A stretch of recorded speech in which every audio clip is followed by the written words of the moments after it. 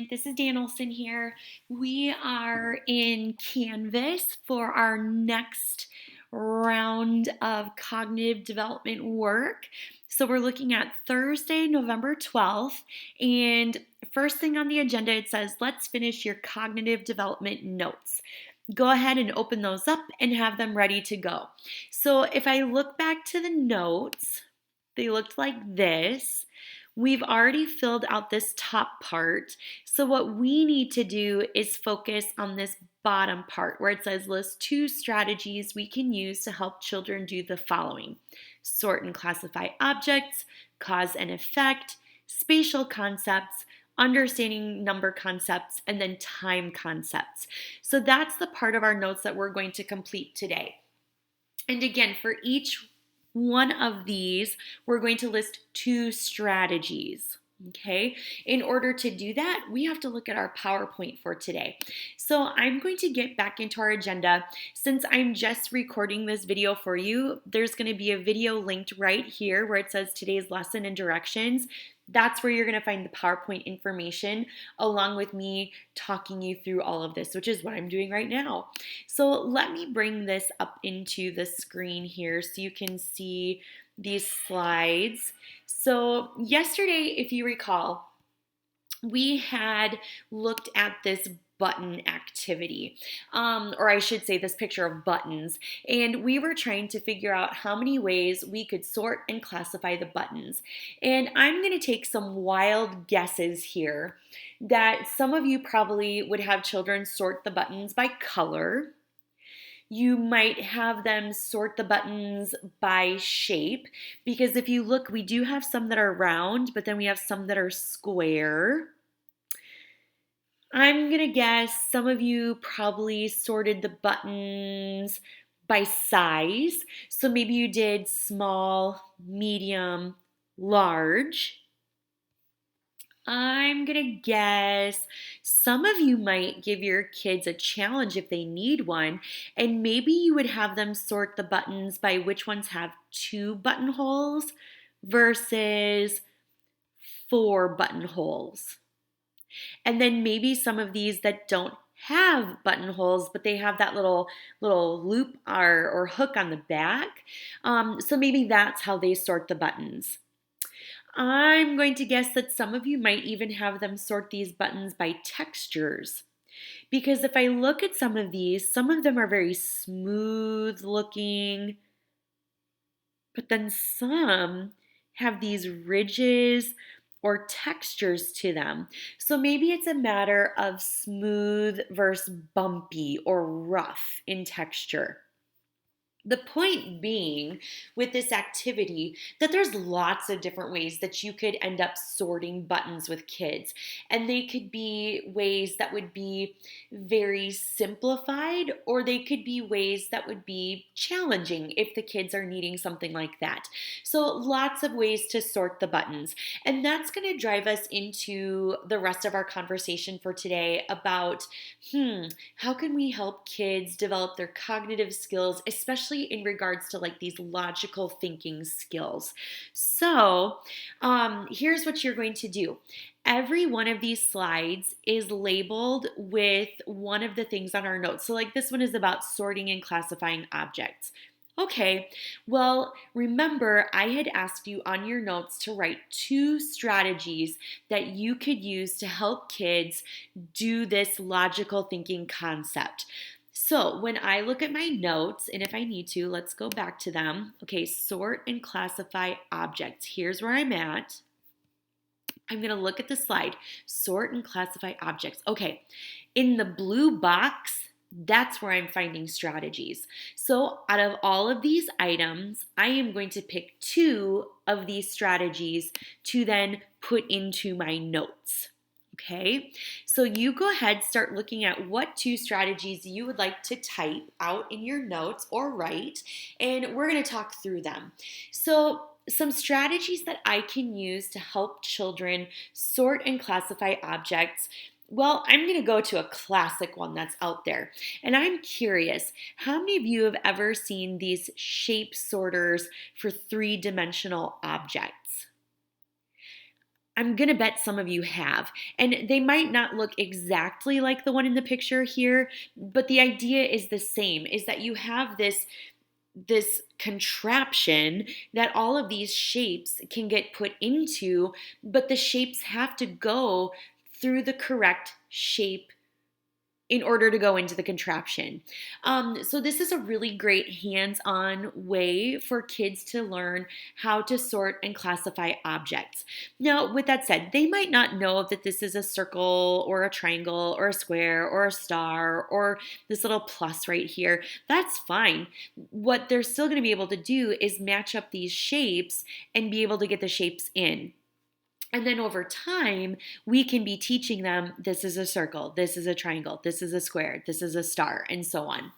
Another thing we can do is use common household items for sorting. Things that we already have in our possession in our space that it doesn't cost us any money. And a really great example would be sorting silverware, because this is something that kids come in contact with when they sit down for a mealtime. So maybe I tell them, I want you to sort the spoons and the forks. So they have a pile of spoons, they have a pile of forks. Now, I could maybe introduce dinner knives as well, but I have to make sure that they're obviously safe for the kids to handle. So that could be a potential option.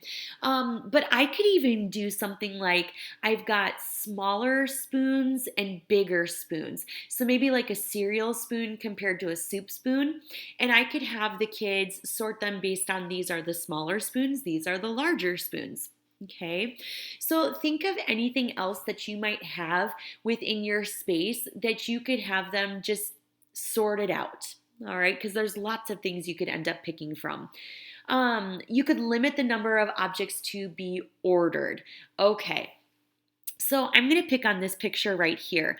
Let's say I gave children this whole pile of green shapes and it's just too much for them. Well, what I could do instead is I could pick out just these squares and I could have them order them from smallest to largest. That could help them with their task because it's not as overwhelming anymore versus if I have all of these objects and shapes sitting here, that could be a little much. Now, on the flip side, if I have a child that can handle that, then sure, give them this whole pile of stuff and have them order it out. Okay, and that kind of goes down into this idea of use objects that differ in only one attribute. So again, picking on just one shape versus all of the shapes, that could definitely help kids out. Okay, and then this last one is I could have greater differences between increments. So let's say I'm giving them sticks. Okay, I could give them sticks that are 3 inches long, 6 inches long, and 10 inches long because the difference between those sizes or lengths is very obvious compared to if I give them a stick that's 3 inches long versus 4 inches long versus 5 inches long. Ooh, that's pretty close in length. So that they might struggle with. So it just depends on where your kid is at. If you think they're up to the challenge, give them the sticks that are closer in length.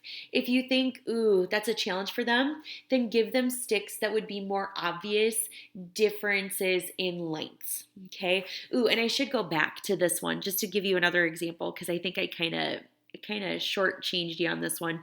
Limiting the number of objects. So with this whole pile of stuff, maybe instead of having all of these shapes, maybe I just give them the circles, or there's not really a circle there. Maybe I give them the triangles and the hearts. And now they have to put the triangles and the hearts in separate piles versus a pile for triangles, a pile for hearts, a pile for rectangles, a pile for stars, blah, blah, blah, blah. So again, it's limiting the number of things that are there to help them work through the task. Okay, so that is your first set of strategies. Then we'll go into cause and effect. So again, if I go back to my notes, now I'm on cause and effect, and now I'm looking for 2 strategies I can use to help kids understand cause and effect. Okay, so here's the thing. Kids can understand visual displays of cause and effect, but they really struggle with seeing cause and effect on their own if it's not directly observable. So that's why with kids, visuals can be so important because they can actually see this is what's happening. So that in itself is a strategy, being able to see what is actually going on. Okay, so some things that we could do to help kids further understand this idea of cause and effect is we can have them predict what's going to happen. And a lot of times we can stick with just things that they would have been experiencing already.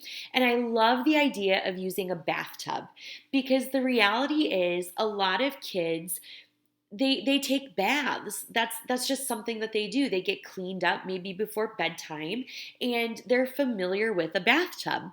So what we can do is we can give them the question of what will happen if we open the drain to the bathtub. Okay, so now it's up to them to predict what's going to happen to the water if I open the drain. Oop, just a second. Pause that. Got a phone call coming in. Or not. Nobody wants to talk to me, I guess. But we can have them predict what's going to happen if they open the drain. And a lot of them are going to say, well, the water is going to go down the drain. They're going to lose the water. Great. They're predicting what's going to happen as a result of I open the drain. Now the water goes down the drain. Now I could do the opposite. What happens if I plug the drain and I start to run water? Well, they could predict that if the drain is plugged, then the water stays in the tub. So it's cause and effect. Okay. Another thing we can do is we can read them picture books, and it can be any picture book you have available. And you tell the child the title of the book, show them the cover because typically on the cover there's a picture of some kind, and then you ask them to predict what the story is about. What do you think is going to happen in this book? Or you could ask them, who do you think the characters are? What do you think they're like? What do you think they're going to do in this story?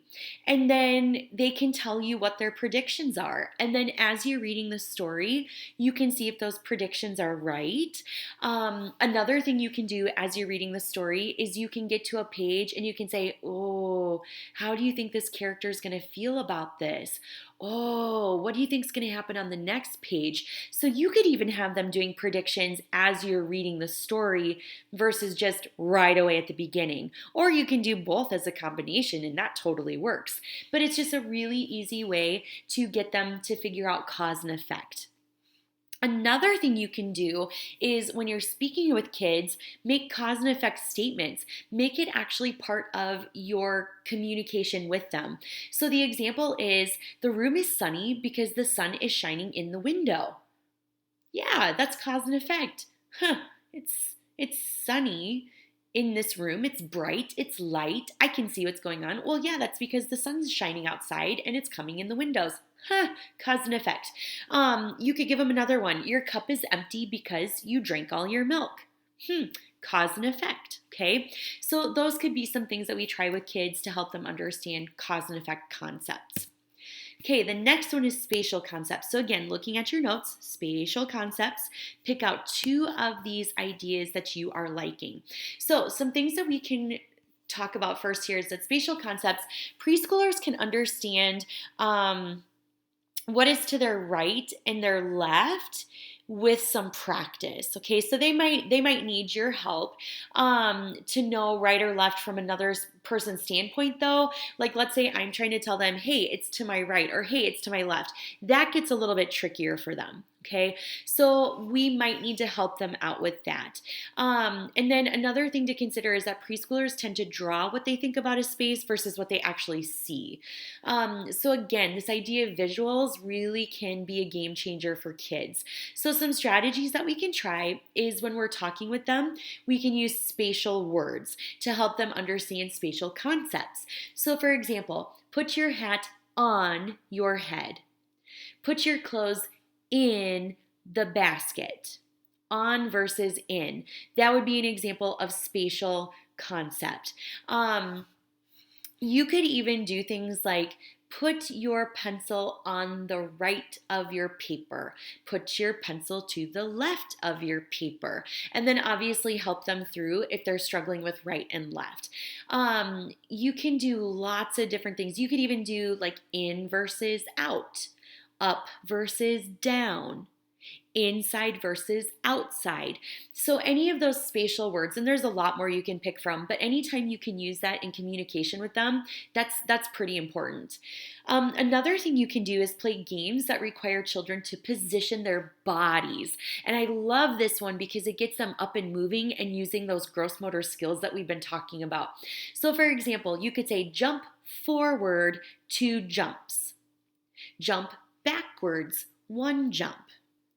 Another great activity would be Simon Says, pat your head. Simon says, pat your head. Simon says, stand over here towards the door. Simon says, go over towards the window.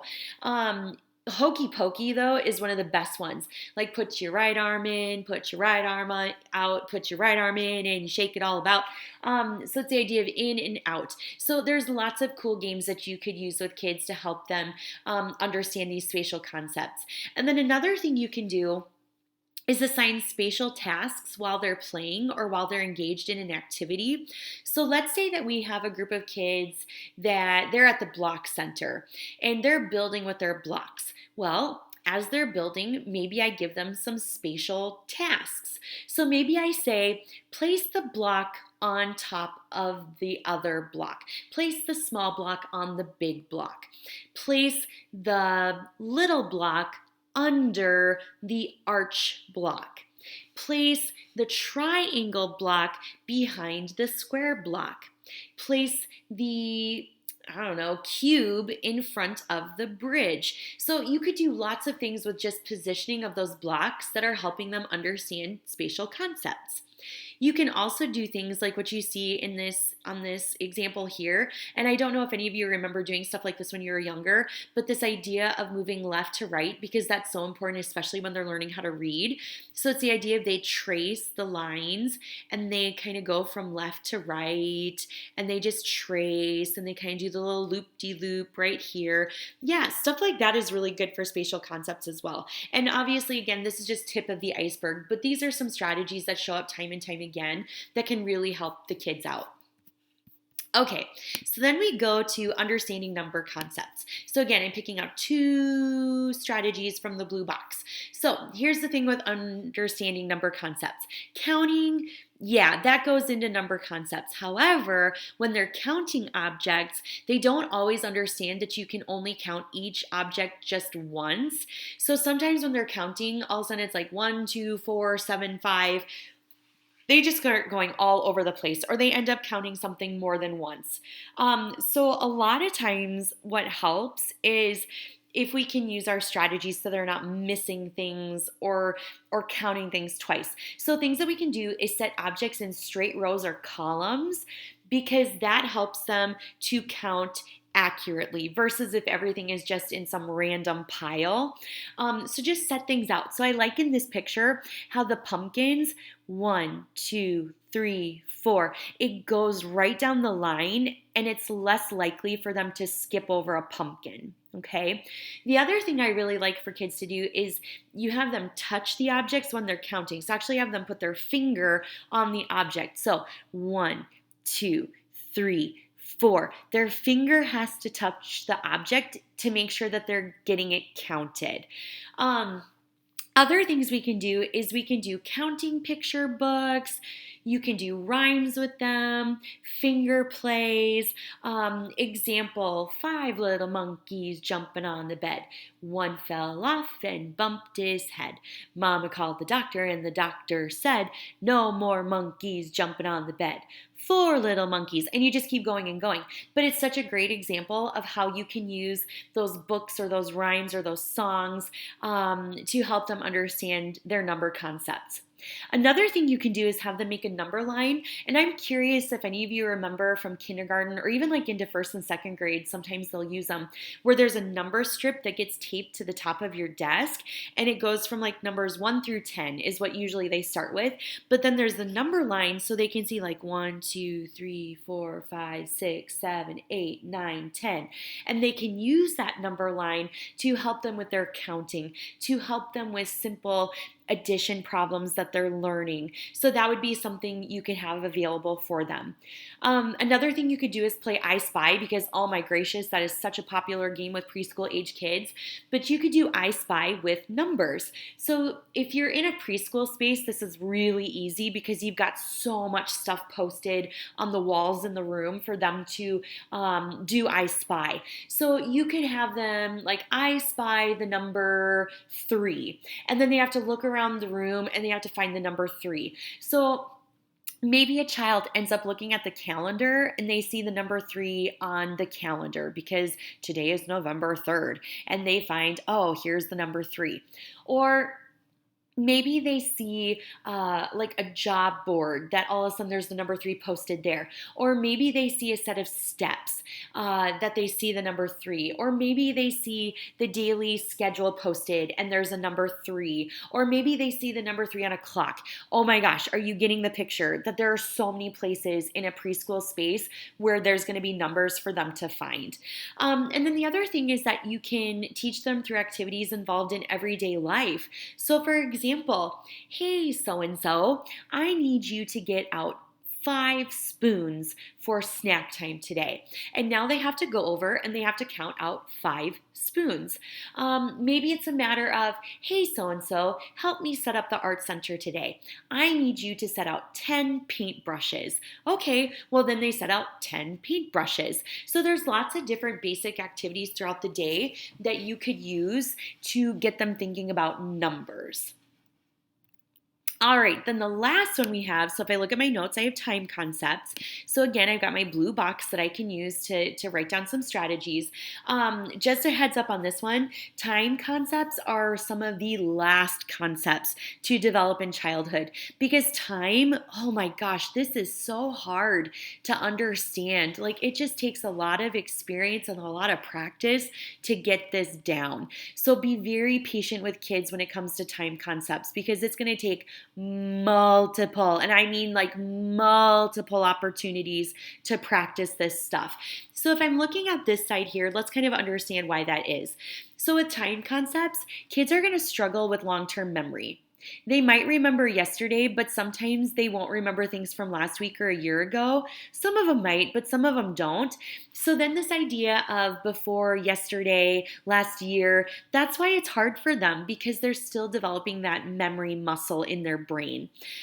They do not see time passing because daily and seasonal changes are gradual and there's no physical changes that occur between the days of the week. So that's what makes it so hard. So for example, if I were to tell a kid spring, summer, winter, fall, there would be enough physical changes in the world that they're able to start to grasp like, oh, if there's snow on the ground, it must be winter. Oh, if it's really hot outside and I'm sweating and I'm swimming in a pool, yeah, it must be summer. So there's some distinct enough differences that they're starting to grasp that concept. Notice how I'm saying they're starting to grasp it. They don't necessarily have it yet, okay? So if the 4 seasons are hard enough, oh my gosh, imagine the struggle with just like Monday, Tuesday, Wednesday, Thursday, Friday. What if every day of the week was sunny and 70 degrees? Oh my gracious, how are kids going to pick out the difference between Monday, Tuesday, Wednesday, Thursday, Friday then? That's hard. So that's why it makes it so difficult for them to understand. Now, with that said, with the older kids or kids where those connections are just firing a little bit easier, then yeah, they could memorize the names of the seasons, the months, the days of the week. However, the learning is repetition and not always meaningful. So they might be able to repeat things back to you and you think they might understand it, but you have to remember, are they just good at repeating or do they really understand this is what Monday is. This is the month of November. This is what fall versus summer is. Because sometimes repetition doesn't always equal, hey, I understand this completely. So again, it's a very complex topic for them. So be patient and just keep working with them. So, as far as some strategies, again, use words that can help them understand time. So, just basic conversation with them using words like before, after, then, yesterday, tomorrow, soon, morning, night, next, last, first. Just anything that you can think of that helps them with those time concepts. And then using picture schedules is a big deal for kids. So you can see in the example here, there's a visual schedule for the kids to see, okay, first we're going to do table time, then we're going to do circle time, then we'll do center time. So they don't even need to look at a clock in order to understand this information. It's just, oh, we're done with table time. What comes next? Oh, I can see it's going to be circle time. And I like how they have the pictures going with the words because remember, preschool kids, they're not going to be able to read all of this, if any of it. So the pictures are nice because it's going to help them understand, okay, this is next up on the schedule. So those are some examples for, and actually I'm going to go back up. Those are some examples of just logical thinking concepts that we can help them to learn and understand. So hopefully you got 2 strategies for each of those. And then I'm just going to finish up these notes really quick for us. There is not a spot for you to put this stuff, so do not freak out and panic. Just follow along with what's on the slides. Okay. So with communicating, and we'll get into this a little bit more in depth later on. So that's why I'm just going to kind of touch on these things, simply because communication does go into cognitive skill development. So it is good to at least have a little bit of an understanding with each of these things. So communicating, we have this thing called egocentric speech, and that's where preschoolers talk to us as though we will understand what they're trying to communicate in the same way as they do. This is frustrating sometimes for kids and adults because kids just automatically think we get it, and sometimes we don't because the way that they think and process isn't the way that we think and process. So that can lead to frustrations. So you just have to be patient with them, ask them to explain it in another way, maybe have them draw you a picture, maybe have them use some puppets, whatever you can do to get them to try another avenue of communicating so you can understand what they are trying to say. Because it's very frustrating for them when they think they're so clearly explaining it and then the adult just isn't getting it. Preschoolers may talk to themselves as though thinking aloud. That's very normal. Preschoolers may talk to another person, but not listen to what the other person is saying. So they might say something to us, and then we respond, but they're not even listening to what we have to say, which is kind of comical sometimes because they could have been in communication with us and we think that they still are, but nope, they've already checked out. They've left the building. So just be mindful of that. They learn articulation and we want them to be clear and understandable. So when we speak to them, there's a reason why when you think of preschool and kindergarten teachers, why they are so enunciating every single word that they say, and they start to sound like a kindergarten teacher or a preschool teacher. And for us as adults, we're like, oh my gosh, we get it already. But for those little kids, they need that because they're still trying to form their vocabulary so they can communicate with us, which again, all goes back to cognitive development. And then as far as that whole vocabulary thing, look at how much they're picking up in each year of age. So by 3 years of age, they on average know 900 words. By 4 years of age, they know 1,500 words. And then by 5 years of age, they know 2,000 words. Oh my gosh, that is just so impressive and so cool. Okay, so things that we can do to support their communication and language development. Preschoolers need many daily chances to talk with adults and children and see them engaged in literacy tasks. So just simply put, give them a chance to talk to you. Give them a chance to talk to their friends, their peers in their daycare or their preschool. That alone is huge. Making language a part of all activities, that's also amazing. Like giving them the opportunity to talk things through, whatever center they're in, just give them a chance to talk. And then model reading and writing for work and for fun. Because kids need to see that reading and writing as a form of communication, yeah, it might be serious and oh my gosh, I have to do this homework now and oh my goodness. But on the other hand, you also need it for just like leisure, fun type things. So they need to be able to see the communication that it can be used in a lot of different, um, just a lot of different capacities. Another thing we can do is read to children every single day. And it doesn't have to be for long. Usually, what's recommended is anywhere between 15 to 30 minutes, and it doesn't have to be all in one sitting, but just reading to them. And then, after reading to them, talking to them about what they just read, asking them questions about what they thought with the book and the characters and what happened. That's just big things that we can do, but it's not anything too crazy, like mind-boggling. It's just simple stuff. It's just a matter of us doing it. um and then another thing we do want to watch is monitoring their TV viewing. So if you have to have a kid in front of a TV or some kind of a show, be mindful of what it is. Make sure that it's something that's going to be educational and conversational versus just like wasted brain space. So I'm gonna throw it out there. If any of you have ever seen the PBS channel and they have things like Sesame Street and like right now I'm thinking of shows Molly of Denali, Wild Kratts, Arthur. They've got another one. Oh gosh, what is it? It's almost like a spinoff of Little Einsteins in a sense. But it's kids that actually go back in time and they get to meet historical characters. But you kind of get the point when I'm even saying that. PBS does a really good job of putting programming in place that is, yes, it's TV, but if the kids are going to watch it, it's going to be educational. Versus if I have a show, oh my gosh, oh, now I'm having a brain fart. What was the show where all they did was they just made noises and it was like, ee, beep, beep, beep, beep, beep. And it's like, seriously, what are you getting out of this? Like, it was just basic, like, wasted brain space and time. And it's like, oh my gosh, beat my head into the wall. So that's what I want you to be considerate of. Make sure if they're going to watch TV, it's something that they can actually get something out of and it is educational versus just wasted brain space. Okay. And that's it for that. So here's what you're going to do.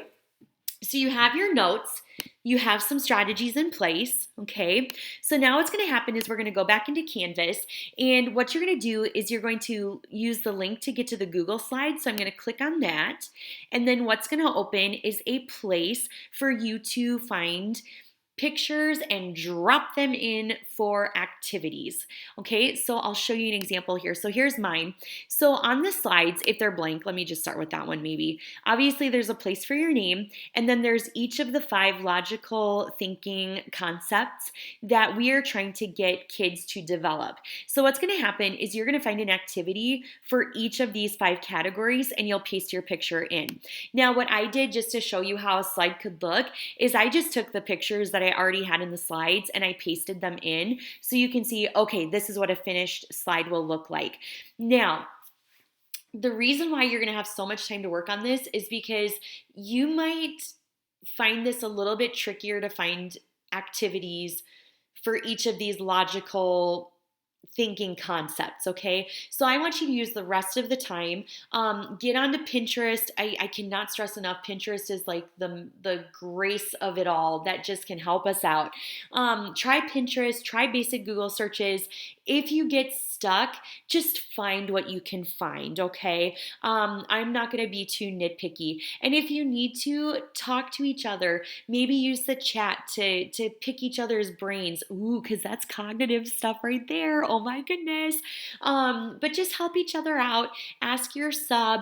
Email me if you're really stuck and you're stressing. But just do what you can do, okay? And then tomorrow, I do get to be with you for sure. I do know that. So we will go through and we can revisit the things that you're finding and just kind of go from there. So with that, if you understand what you're doing, you may log off at this time and you can find your activities and then just paste your pictures in.